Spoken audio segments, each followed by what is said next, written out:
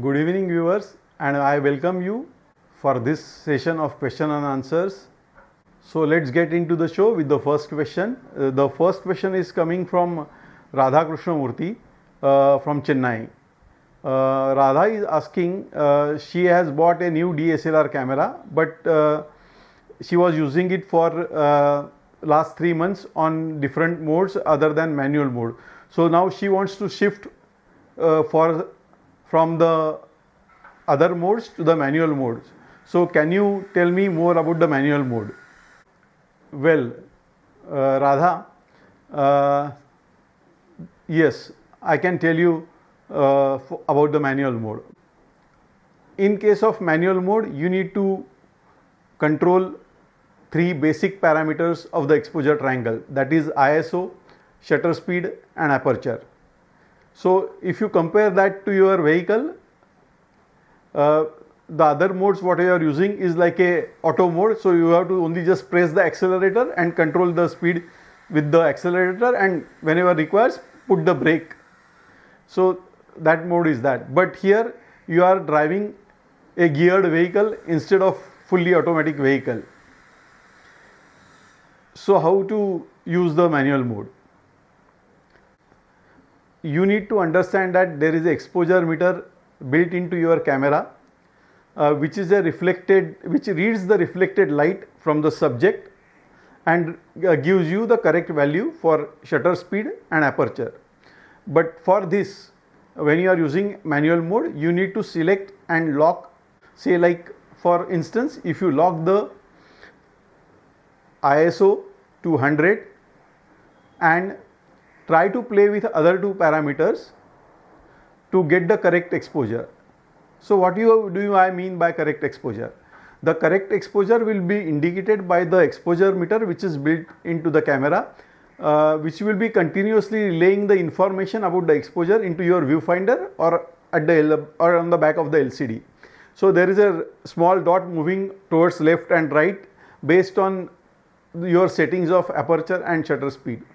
So you need to adjust the dot just below the 0 reading on the exposure meter scale.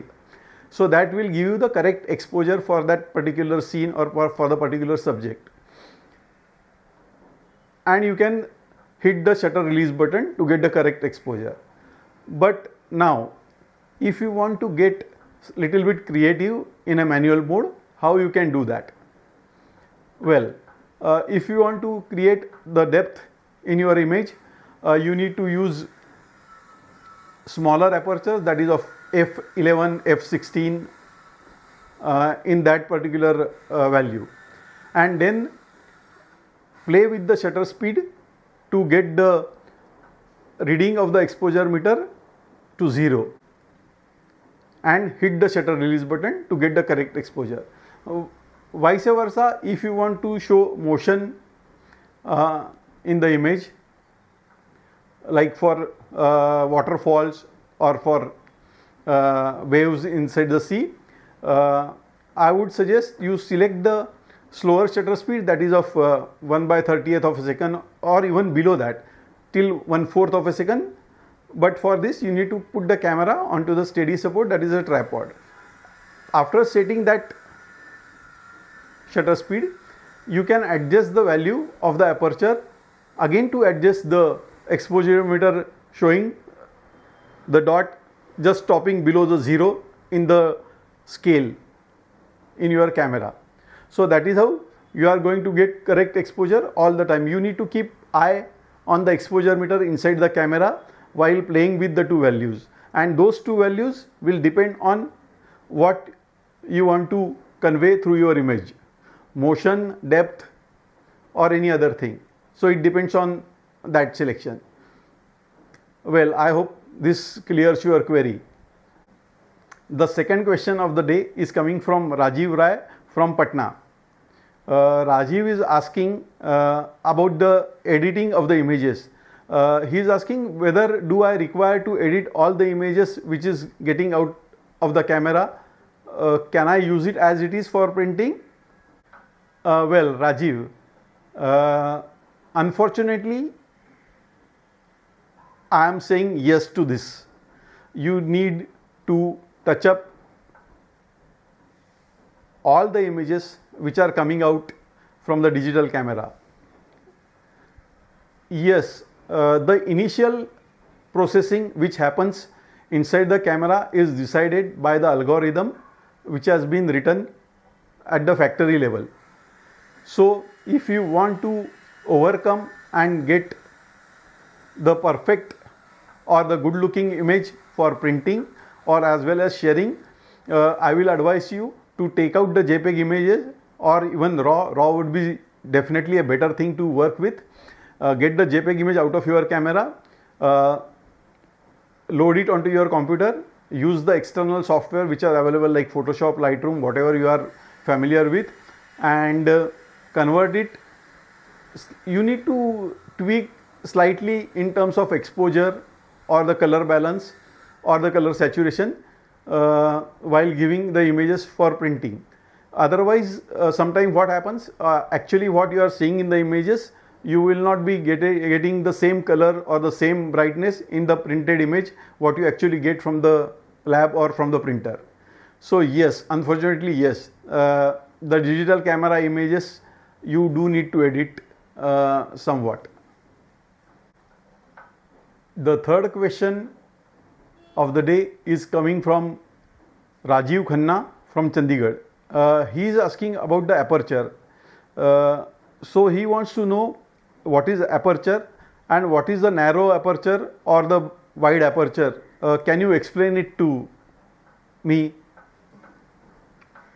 Well, yes. To explain the aperture, I am having a lens with me.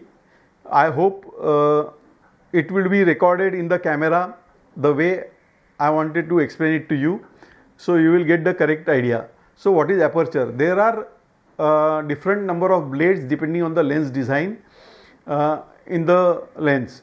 So that will form a particular shape, either hexagon, octagon, pentagon or near perfect circle if there are blades which are 9 or more than 9.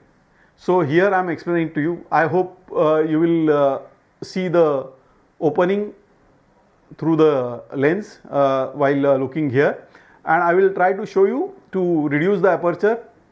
I hope my camera will capture it. So this is a narrowest aperture what I can show it to you. So corresponding value for this aperture would be say f22 or f16. And for wider aperture, so the lens is completely wide open.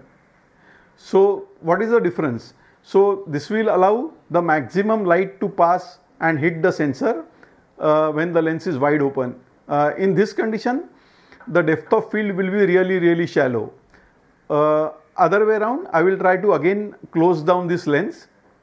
So here it is. You can see the action if my camera can pick it up very easily.